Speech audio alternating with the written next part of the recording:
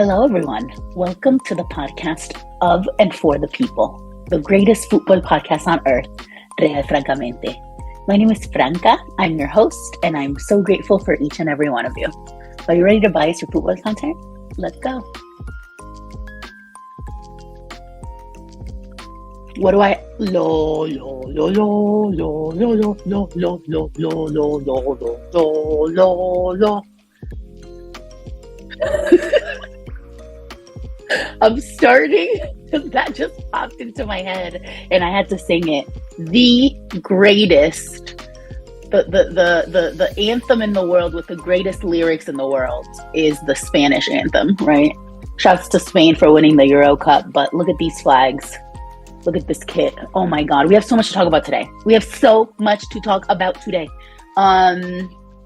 Flags will live in my hand like this.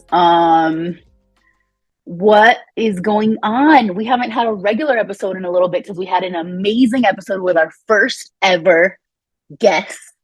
My girl Vanessa, shouts to Chicklet Podcast. That episode is probably our most popular.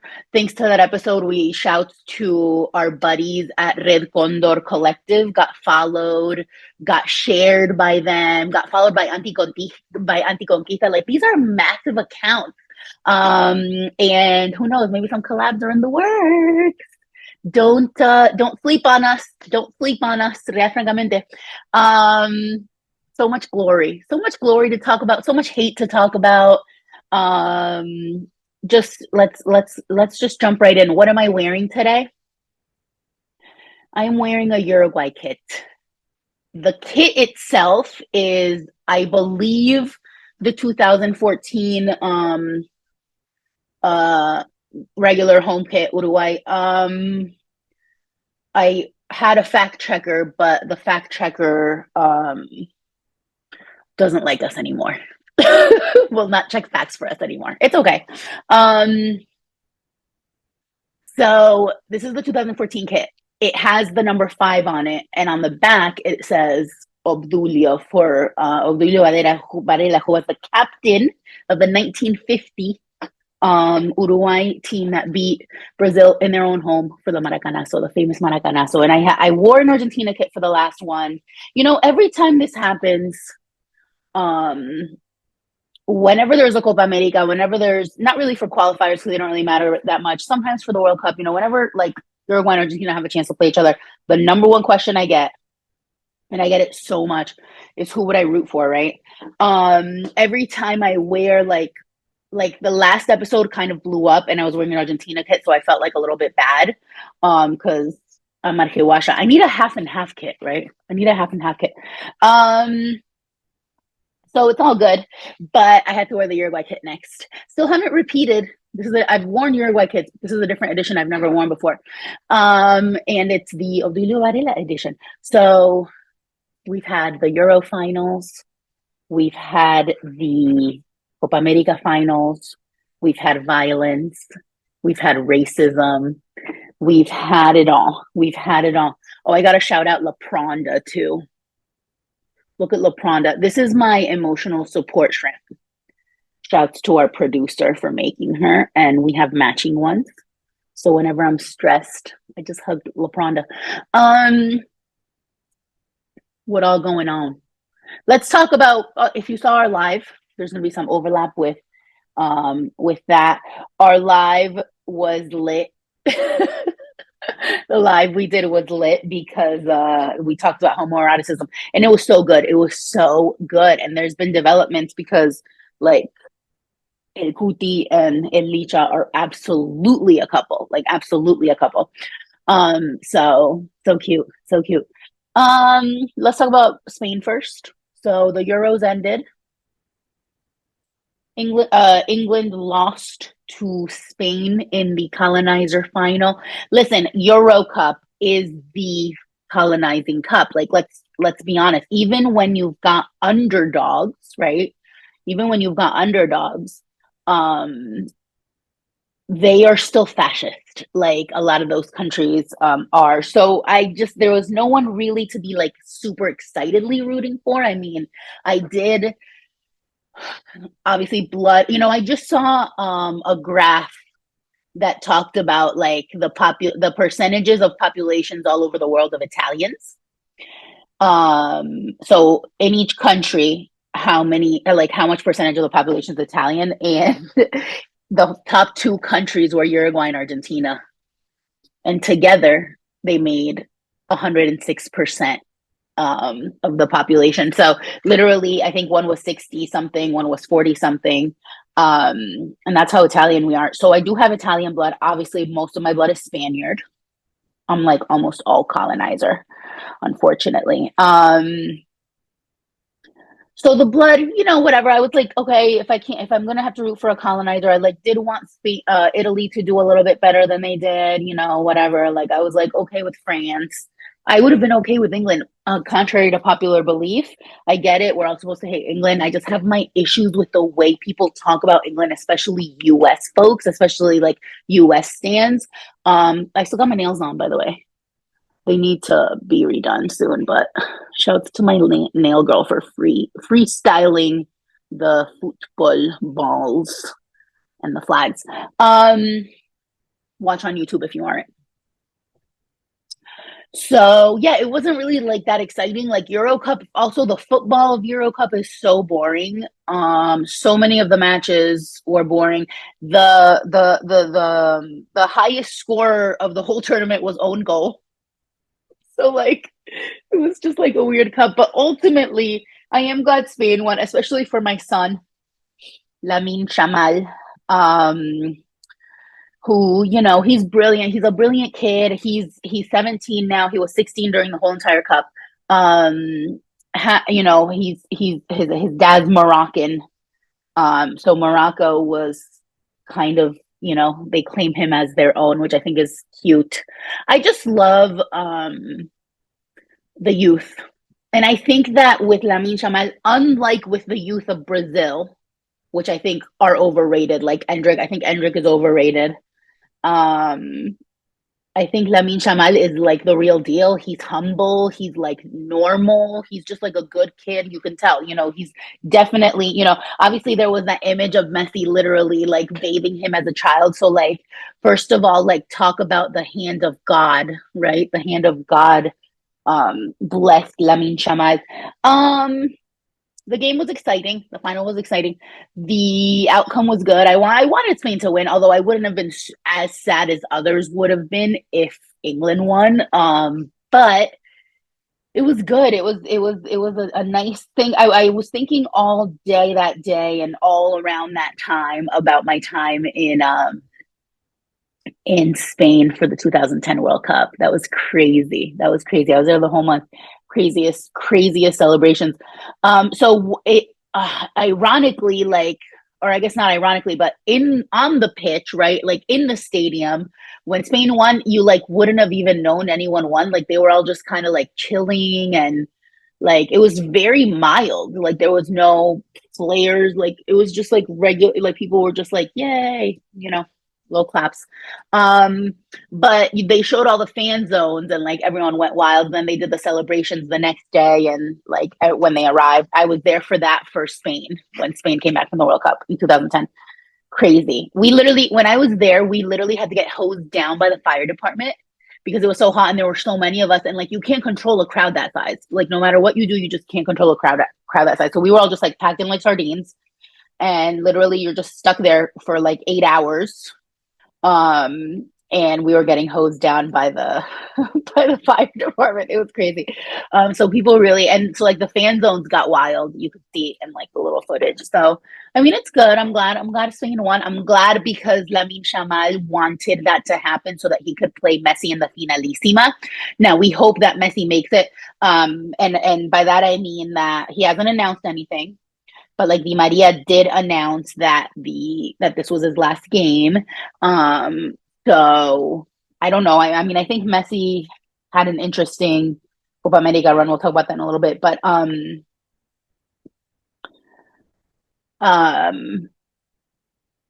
what was I saying? Oh, I hope that for Lamine Yamal's sake, that his dad Messi can play against him in the finalissima next year. That would be adorable, like Barca legends that they both are. So yeah. Euro Cup is over. I'm actually sad because you know, when tournament football happens, it's always so exciting. Especially I always go through all these stages every single like tournament, right? It happened with AFCON, it happens with the World Cups. Um, you get so excited for the group stages because it's games on games on games on games. And this is the first time I can remember that this happened. Maybe it's happened before and I just don't remember. The two tournaments overlapping. So there was that one glorious game where we had football from like 9 to 11 p.m., like 9 a.m. to like 11 p.m., right? Because it was Euro Cup and Copa America, but both of them happening at the same time gave us so much more, and there was no overlap ever. So there were all sorts of memes going around that were like, "Are you okay, son?" And the answer was like, I've watched 59 football games in like 2 weeks or whatever. That was literally me. Watched every single one. Sometimes on the go, but sometimes on the beach, but you know, still watch them. And it was just magical. There's just something, there's like always nostalgia. So the group stage happens, then we get nostalgia, right? Like, oh, now we have fewer games. Like, what do we do with ourselves? And it's just like a collective thing, you know. Everything is such shit. Everything is such shit that we can get a little bit of joy out of football. And I say a little bit of joy because there's certainly moments of not joy, right? That the game like brings us. So I don't know. Then there's like the nostalgia, group stages end, less football, sadness, you know. And then you know, you move on, like you start to like have heartbreak if your team loses, da da da, etc. And then it's like it ends and the sadness sets in, right? That's where we're at right now. No football. No football, literally no football at all. No rateable football, let's say, because MLS is still going on, unfortunately. But there's nothing. We don't have leagues. So we're just in a depressy Wessy spiral. Just a little depressy Wessy. Just a little, you know, depression as a treat. But ultimately, what a ride. What a ride to have both of the tournaments happening at once. That's beautiful. I think that should happen all of the time. Argentina won the cup, so they are bicampeones. We got to talk about bicampeones and homoeroticism too, with El Cuti and El Licha, literally our favorite boyfriends. They are literally boyfriends. They're dating. There's no other explanation. Bicampeones, you know, so back to back. The only team that had ever done this before was Spain to win the Continental Cup, the World Cup, and the Continental Cup back to back. It's like a burger. It's like a sando. The bread is the Continental Cup, the meat World Cup. I mean, come on, like amazing stuff, right? Amazing stuff. So happy for Messi, so happy for Dibu. Like, just you know, we as Argentinian fans went through periods of suffering. I was at the 2016 final at MetLife against Chile. Heartbreak. That whole Copa America was heartbreak. And I don't want to get into right now yet bashing the US. We will get to that in a second for hosting, and for being horrific hosts. But like just in 2016, right? Hosted here. I went to a bunch of the games. Including the final, and that was Argentina Chile, and Argentina lost, and like they were in, you know, and then like there was a whole period where Messi literally was like bullied to the point where he like quit the national team. Then he came back, but it's just like it was a lot of heartbreak. It was a lot of heartbreak. It was a lot of finals that they made it to that they didn't win.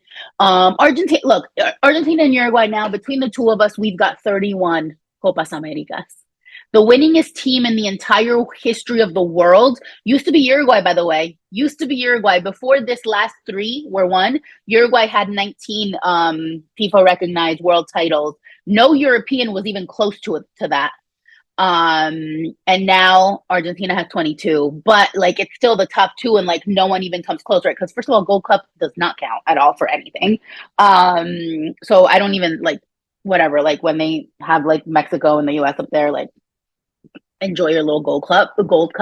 But the point is, winningest team in the history of the world used to be Uruguay, now it's Argentina. They've always been kind of like neck and neck. Like it's the two of them. Even Brazil, who like has won 5 World Cups, amazing, like history and everything like that. Still doesn't have the amount of like Brazil has only won 9 Copas Americas. Imagine, couldn't be me. I've got 31. No, but the fact that Brazil fizzled out this year, incredible. I mean, I was scared of Brazil. I was more scared of Colombia, and I rightfully so for Uruguay. Um, but it's just insane. So you've got this history, right? We say in Spanish all of the time, like la historia pesa. Sometimes it doesn't work in our favor. Like I think the same phenomenon that makes Uruguay and Argentina win so much is the phenomenon that makes fucking fascist ass Real Madrid win so much too, and we hate that because we're not fans. So of course Uruguay and Argentina have so many haters. Argentina more so than anyone else, more so than Uruguay. Like the haters just come out of the woodwork. I mean, envy is just ugly, right?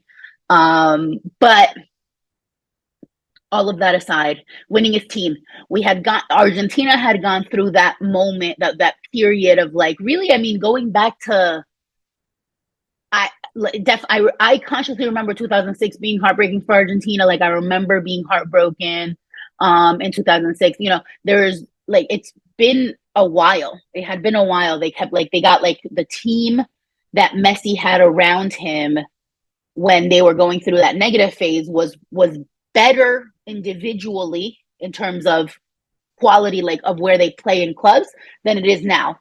That's just the truth, right? Because a lot of the guys that brought Messi the glory they did are kids, right? And like, yes, after the World Cup, they got signed to big clubs and everything like that, but these were not like household names. Like back then, he had El Kun Agüero, he had Pibita Higuain, whom I can't stand, but like you know, like household names that like played at big clubs and nothing. I mean, like finals, but no winning, right?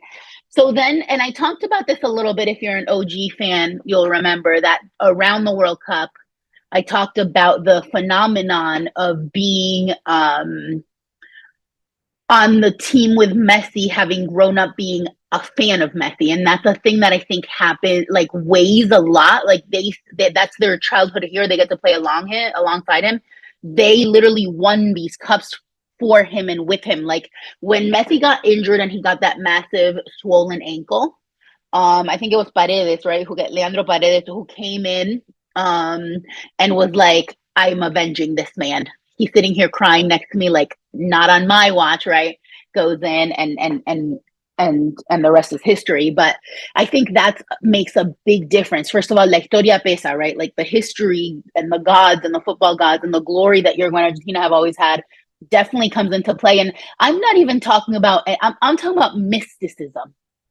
And I'm talking about the universe, and I'm talking about magic, and I'm talking about like just like the things that can't be explained, right? La historia pesa. And then on top of that, you have these guys that would literally go to war for this man. It was glorious, more glorious than anything else. I'm really glad Colombia lost. If it had been against anyone else, I might have not been as like, you know, adamant, but like I live in a place where there's a lot of Colombians. I even have friends who were asking me, who had terrible experiences outside of the state of New Jersey with Colombians, and were asking me like, where did all these Colombians come from? Yeah, the population of Colombians that was the biggest outside of Colombia for a while was my hometown. Now it's still Jersey. But a different town. But the point is that there's a lot of them, and they're very, very arrogant and for no reason, because it's one thing. And Simone Biles has a quote, and I wish I had looked it up before. I didn't, but I'll paraphrase. Simone Biles has a quote, right? And Simone Biles gets so much hate, and she's literally the best to ever do it. You can't argue that. It's not even a compliment. It's just like, it's the truth, right? So she said a quote. She was like, oh, if we talk about, you know, how great we are, or like something like that, we're considered like cocky or arrogant, right? But she's like, but it's just facts. I have X number of championships, whatever it is, for gymnastics, right? Like, it's just a fact. You could, like, when you talk about history and like facts, like, it's not arrogance. It's just true. Like, it's backed up, right? What I'm talking about is the type of arrogance that has you do shit, like talk so much shit before the game. We're going to win. We're this. Like, the way Colombians were talking, they already saw themselves playing the finalissima against Spain. And like, that's when you look like a fucking fool, because don't do that. Okay. Talk. And then after the game, There were some videos of Otamendi and a couple of them with the medals, and then they were joking around like, "Oh, play the one song that Colombia had already recorded before the thing even happened. Like, let's dance to it." That's when you talk. Medal in your hand, talk all the shit you won everything, right? But before you look like a fucking idiot. I was scared to death beforehand. You will never catch me ever in my life having been like, "We're gonna beat your ass" or that kind of trash talk. You don't know what you're gonna look like a fool, right? And plus, we're all pessimists in the Rio de la Plata, so we really don't know. I was truly scared. I was truly scared for Uruguay, rightfully so, because they lost, and that was a disaster of a game. And then truly scared for Argentina, but luckily that went fine. Like Colombia was a force. Colombia was a force to be reckoned with this cup. Unfortunately, y'all didn't get it, so bye bye. Um, but it was an interesting cup to say the least, tainted by some horrific things, which we'll talk about after the break. See you in a bit.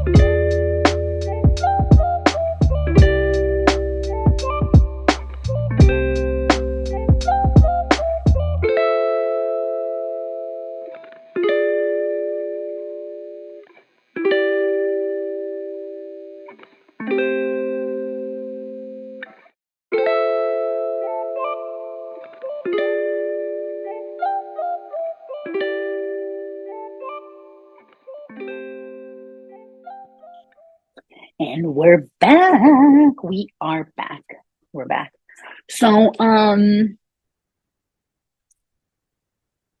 Copa America had violence. I've talked a little bit about the Colombian situation. The arrogance and entitlement, I think, especially the dynamic that happens with folks who come here from any country. Gusanos, let's remember that gusano is a term that started out for Cubans, but we now use it for any of that type of immigrant that goes from Latin America, but most recently Venezuela, right? But certainly Colombia. Historically, Colombia has been very fascist in the sense that they are like bootlickers of the US and US imperialism, like the number of bases that they allow to be on their land, you know, all of that stuff. Like historically, let's say systemically, right? Because obviously there's always freedom fighters everywhere. And so what you have is this dynamic where a lot of the Colombians, and look, I have Colombian friends. I have Colombian friends. Wink. No, for real, for real. Shouts to like the 3 Colombian friends. I mean, Vanessa, like we talk about this all the time. She was just on. All of my people that I can talk about this with and do, and like these are people that are obviously like aligned with my values, right? We talk anti-capitalism, we talk imperialism, we talk all of that. So I've talked about this plenty with them, and they say the same thing. It's like the majority of folks, and it's the same thing. Look, there's Uruguayan fascists, there's Argentinian fascists. Fascism is global. And what happens when you are the US, with the, you know, the magnetic pull that this country has for fascism, you attract fascists from all over the world. So the majority of the immigrants that come from Latin America tend to lean that way, tend to be the kind of like bootlickers of like the US empire and grateful for this country and all that bullshit, right? That dynamic what's the word, like goes in and gets mixed up with this like arrogance about football, and so then it makes like it's an insufferable um phenomenon that you're just like, oh my god, it really is like a crazy thing. So anyway, all of this to say that there's a lot of gusanos that are Colombian. When they played Uruguay, right, there's way more of them than there are of us just in general, but definitely in the US. The only game that Uruguay had a really home field advantage was against Bolivia. That game was packed. And the players were talking about how like that atmosphere was the best ever and like all of that stuff, right? That game was packed to the brim. I was there. It was so fun. It was so fun. It was like the most fun, right? Everyone was cool. There were no fights. There was no violence. Like Uruguay won 5-0 and there was no gloating. Like it was just literally like a fun time, right? Then we get to the Colombia game. It's not a coincidence that there were no incidents of any sort until Uruguay faced Colombia. Uruguay played Brazil. Uruguay-Brazil is the clásico of the world. There is not another rivalry nationally that has the weight of the Uruguay-Brazil rivalry. And the reason is the Maracanazo, right? That's not the only reason, but like that's the thing is that like that Maracanazo, like it lives in everyone's head rent free. Like no one's ever forgotten about it. And that's what I mean by that. It's the Clásico of the world, right? They played each other, 0 incidents. Not with the play, nothing. There was no fighting, there was no violence, there was no incidents among the fans. And now all of a sudden, Uruguay plays Colombia, incidents, right? The way that Colombian fans came for literally Uruguayan family members, and I know that that's how it works. Like that's not far fetched because people are like, oh, the families aren't in like the VIP boxes. No, they aren't. When we went to the Bolivia game, they were literally sitting next to us. We sat next to Cáceres' whole family. The tiny baby, whom by the way I think was too young to be there. The tiny baby was literally next to us. Like I have videos of her. There was, Rochet's family was right next to us. Like we just had regular seats, like good seats, but not like the best seats, and they were just right there. So yeah, the families just sit wherever. Okay. And you're sitting here provoking people's families for what? You won. Like Colombia beat Uruguay, and instead of like celebrating and being happy, you have to go and be violent against people's families. Ridiculous. On the pitch, there was also some weird shit that happened. So not a coincidence that not a single Uruguay game had incidents until that one. Argentina had a pretty easy run to the final. I'm not gonna lie about that. The Argentina Ecuador game could have gotten spicy. It's not a rivalry, but it's like Ecuador was doing pretty good, whatever. They could have like Argentina has haters, all of that stuff. Nothing. No violence, no incidents. And when is it that the first incident of violence happens? Colombia. That's not a coincidence. I saw some really great videos made by Colombians being like, yo, we fucked up. Like, what the hell are we doing? How are you? It's 2024.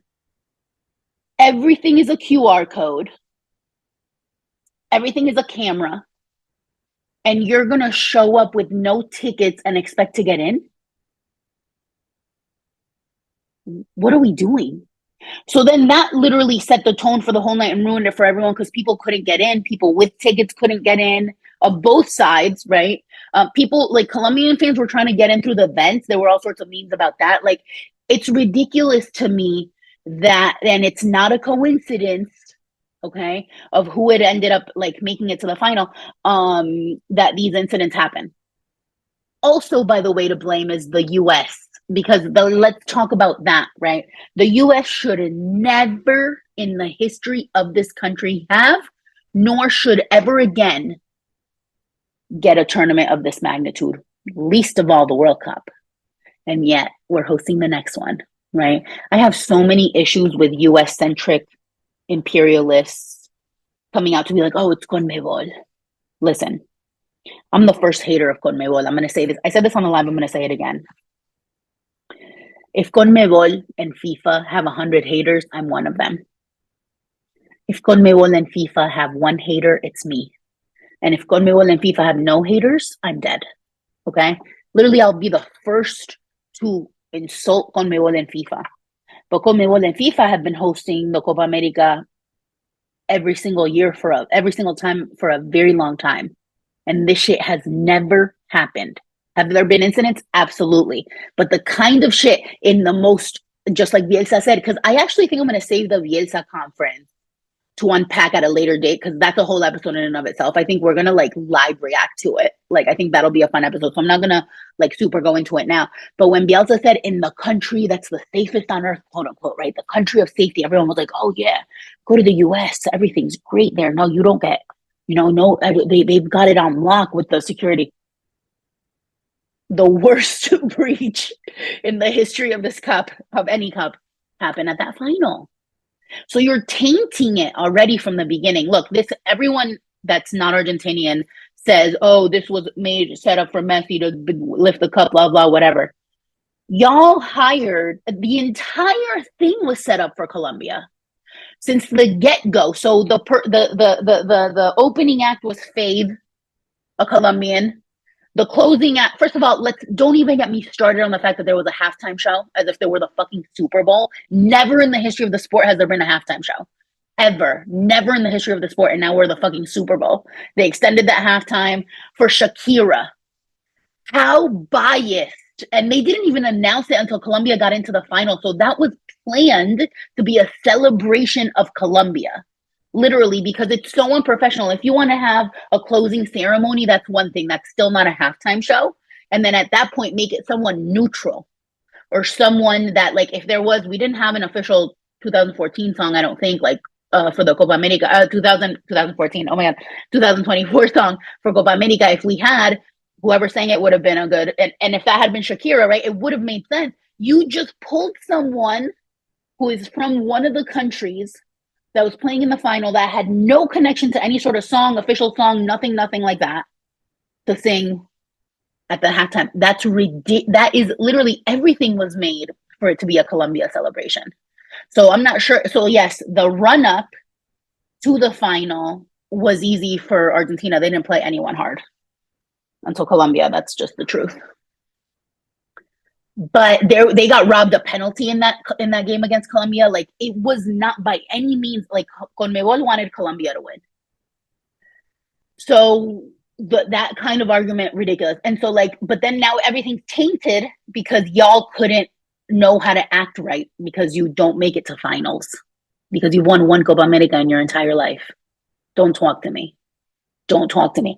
That shit, like, really pissed me off. So so it's tainted by that, whatever. Argentina wins. Amazing, like, so happy. And then the elephant in the room that we have to address is the racist video song situation. The song is racist. And they need to stop singing it. Bottom line. I think that, and I processed this for days before I even said anything about it publicly with folks I trust who are Black and brown and not Argentinian, and some Argentinian, but not Argentinian. And this is how I gauge, right? I'm like, how much of this is my personal bias and how much of this is just like making sense. So the song is racist and needs to stop being sung. Imagine, if you will, being France, being fucking Chelsea FC. France, one of the biggest colonizers in the world still to this day. Chelsea, the most racist club in England. And claiming that you have some moral authority to hang Enzo out to dry for being forefront in that video. But by the way, he was not the only one. So he's getting the most heat. He wasn't the only one. I'm not sure, like, so if we talk about pylons, right? I don't think he needed to be hung out to dry like that. It's a pylon for what reason? You want him to learn or do you want him to, like, suffer? Right? So there's a whole mess of stuff that comes into play with it. Ultimately, I would like to see the same imperialist apologists that are calling for this guy's head for a song have that same amount of smoke for Palestine, because that's a genocide. Y'all are very silent on that. Very quick to jump on the Argentina hate bandwagon, silent on genocide. Interesting. A lot of the people jumping on the anti-Argentina hate bandwagon, Rape Naldo stands. Silent on rape. All good, to jump on this bandwagon, but make sure you're being consistent. And that's the thing. The consistency piece is the piece that I just ask for a minimal amount of just some sort of cognitive consistency of understanding what it is that you're doing by condemning the song. The song is racist and it should not be sung ever again. And there's all of these other levels to it. I also want to say that one of the most brilliant tweets I saw about this was someone saying, it started out in the same vein as like the apologists, which I am not one of, and I don't agree with the apologists who are like, oh, it's just a song, it's just a song. But it started out in that vein, and the person said, no one really cares about song lyrics, right? Look at how long we all being Argentinians in Argentina, right? Singing about Los Pibes de Malvinas. And like that is a reference to the kids that were literally sent to die in Malvinas because of imperialist violence from England to Argentina, right? That would be consistent with social justice, with the left. The pro-Malvinas stance is the Maradona stance. It's the leftist stance, right? And yet y'all went out and voted for fucking Trump 2.0 over there. For the fascist, for the, pro-Margaret Thatcher guy. You sang for a year about Los Pibes de Malvinas, and then you went and elected that. Y'all don't care about song lyrics. And I thought that was a very, very valid point, because like we can argue all day, right, about the actual content, whatever. I think they should stop singing it. Stop singing it. There's so many other songs, just stop, right? But that point actually also shows the hypocrisy of all of these bitches. So on that note, we're going to end today. Thank you so much. We're going to go into the whole Bielsa conference because we got to talk about Bielsa because, like, oh my God, next time. I want to point to this piece of art behind me on the set, which is Maradona's legs in a frame. office set life. So, yeah, let me know what y'all want more of. Shoot me some feedback, only if it's good. I will catch you on the next one. And that was another episode of Real Francamente. Thank you so much for listening. I am obsessed with y'all. Please share with your like-minded friends. Follow us on socials at Real Francamente. Leave likes, comments, follow us on Apple Podcasts, Spotify, and YouTube, and leave comments, ratings, and reviews if you love us. Check out our website for more content, www.realfrancamente.com. We'll catch you on the next one. And as always, buy us your coupon content.